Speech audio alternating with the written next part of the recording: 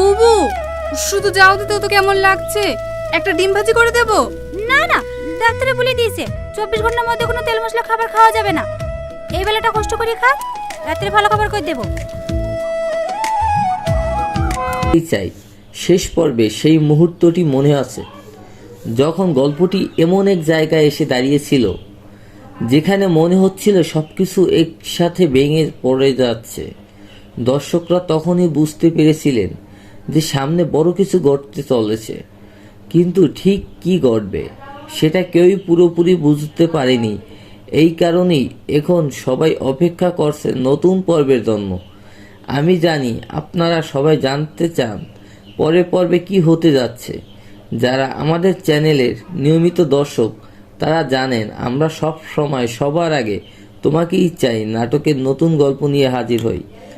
আপনারা যদি এখনও চ্যানেলটি সাবস্ক্রাইব না করে থাকেন তাহলে অবশ্যই সাবস্ক্রাইব করে রাখবেন, কারণ সামনে যে ঘটনাগুলো ঘটতে যাচ্ছে তা পুরো গল্পটাকেই অন্যদিকে ঘুরিয়ে দিতে পারে।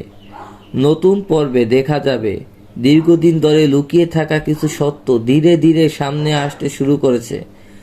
একটি চরিত্র এমন একটি সিদ্ধান্ত নিতে যাচ্ছে যা তার নিজের জীবন তো বদলাবেই, পাশাপাশি অন্যদের জীবনেও বড় প্রভাব ফেলবে।